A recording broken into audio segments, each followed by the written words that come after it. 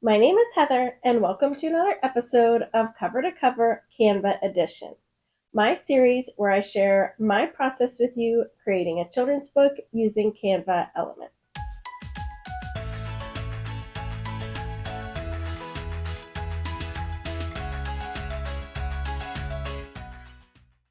I'll include my copyright reminder here.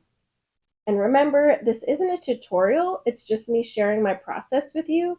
So if you'd like more step-by-step instructions, then check out the videos that I'll link in the description.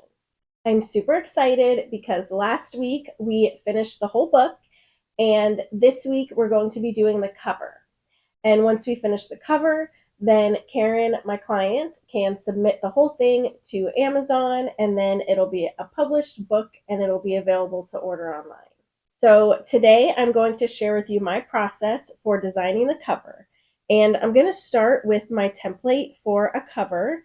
And I'm using the 32-page template because the spine of the book is going to be different depending on how many pages are in your book.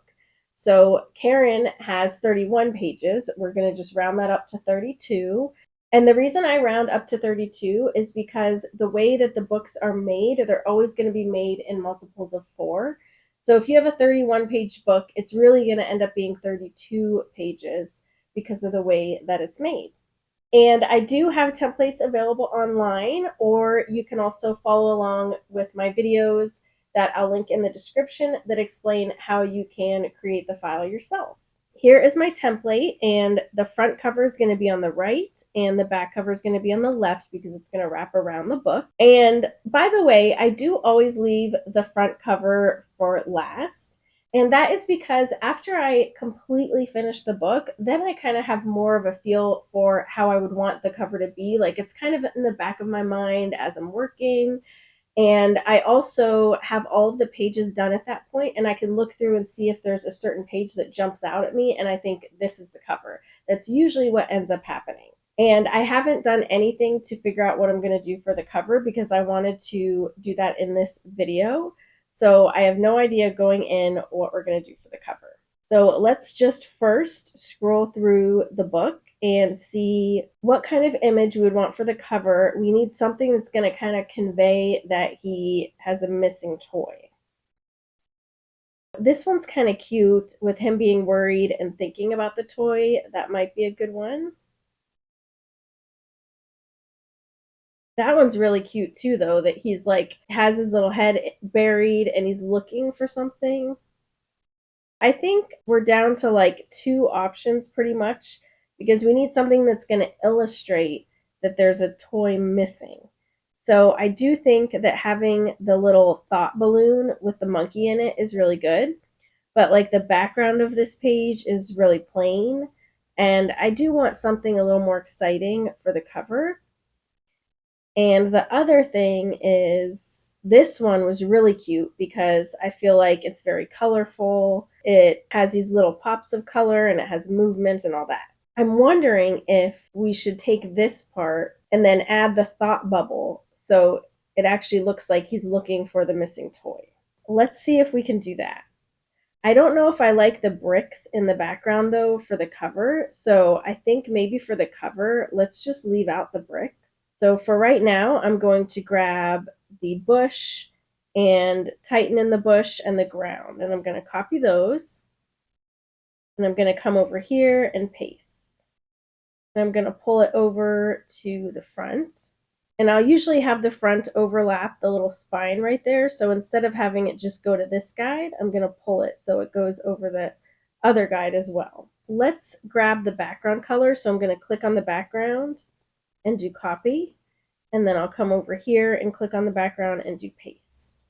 Since we don't have the brick wall here, I probably want this to have some kind of like top to it. Maybe it's kind of like hilly or something. So I'm just going to search in here for grass, maybe something like this. And let's just make sure the bottom green matches this green. I'm just going to change the color of the rectangle and of this grass. Now, of course, I definitely want Titan to be quite a bit bigger here. So let me grab the grass and the rectangle. I'll go ahead and group those. And I'm going to lock them so that I don't move them around. And now I'm just going to grab everything else and I'll make it much bigger. Now let's grab the thought bubble. I'm going to flip the bubble around though because I want it to be coming out of his head, which is facing left. As I'm doing this, I'm actually getting an idea of a different kind of cover. It's not a scene from the book, but what if we had Titan with like a little detective hat, kind of looking like Sherlock Holmes? I think that would be cute, even though it's not specifically from the book. So how about we make two different covers and we can see which one Karen likes best. And also you can let me know in the comments which one you like best. And we'll see which one is the winner. And we'll use that one. So I'm going to add another page and I'm going to grab Titan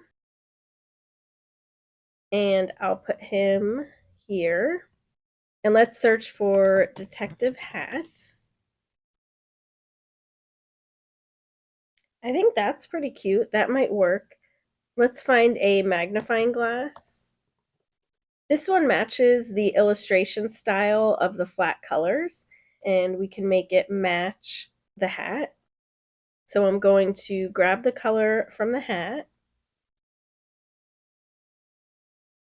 I would like it to look like his paw is actually wrapping around the magnifying glass, just so it makes a little more sense because he's actually like gripping it. I'm going to just grab a circle, so I'm going to press the letter C on my keyboard. And I'm going to make this the same color as his fur, and then I'll make it smaller. Let's also add kind of a highlight around it, so I'm just going to duplicate this, and I'll grab the one on the bottom and make it that highlight color. And then I'll grab this one and put it like that. And maybe I'll cover up his little pad here as well. So I'm going to grab another circle, and I'll just make this his fur color.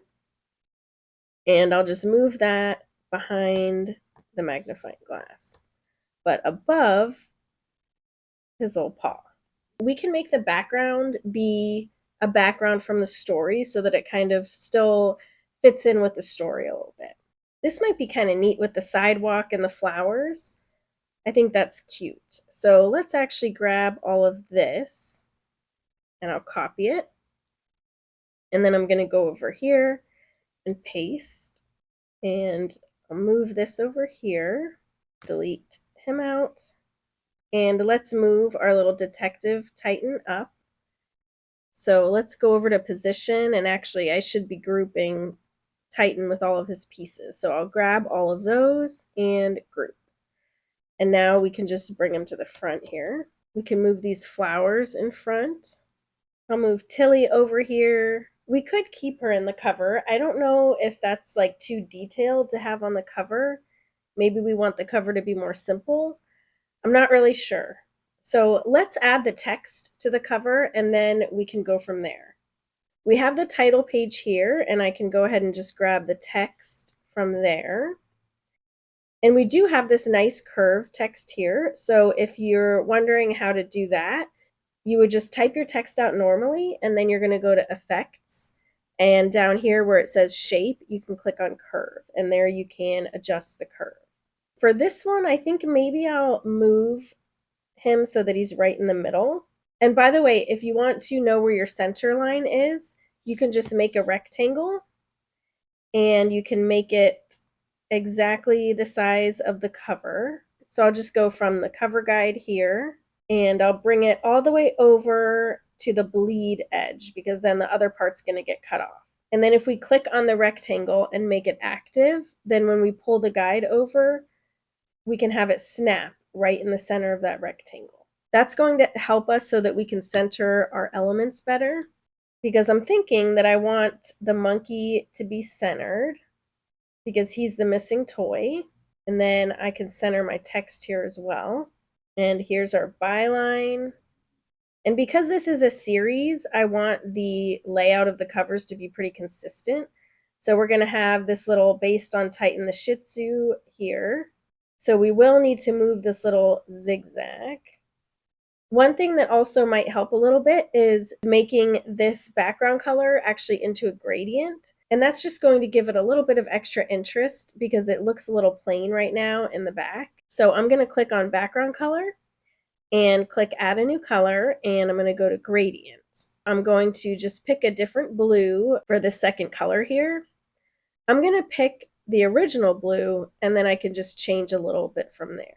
And then I'm going to change my style. It's a very subtle gradient. And we can click Shift R to hide the guides to kind of get a better preview of what it looks like. Now, for the one down here, let's go ahead and copy the same elements over. So we have the title, the byline, and Titan here. So I'm going to copy those. I'll come down here and paste. And now we can make things bigger if we want to. So I do think I want Titan to be pretty big in the front here. I think maybe I will take out Tilly. Maybe we can actually keep Tilly's garden and then we'll just take her out. So like maybe she went on an errand, but she'll be back soon. I'm going to ungroup all of that and then I'll just delete Tilly. And maybe we can have some kind of little bush here. That's a cute one. Maybe I'll copy that one. And then I'll crop it so that it only goes to the edge of the front. And I'll make it wrap to the spine with the rest of the front as well. I do like that. I think I want to copy the gradient over. So I'll just click on the background up here and do copy. And then I'll go down here and click on the background and do paste. Now we have two options for the cover. Although I may want to add a couple clouds in now that I look at it. Let's add a couple clouds just to make it a little more interesting.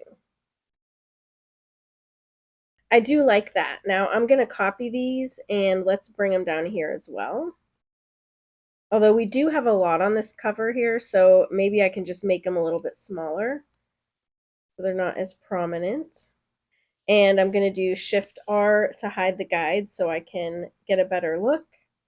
Now let's go ahead and design the back cover. What I usually do for the back cover is I'll usually put some kind of text up at the top and like a little blurb about the book. And then we can add some extra stuff underneath it if we want. So let's start by just adding a title at the top. And now we can put a little blurb. So I'm just going to use a rectangle. I can make it white, but maybe I'll give it a little bit of transparency. And then I'm going to bring up some paragraph text. I'm going to left align this because it's going to be a whole paragraph. And now I can just come up with some kind of little blurb about the story. So I think that's pretty good. If Karen wants to change anything, she can.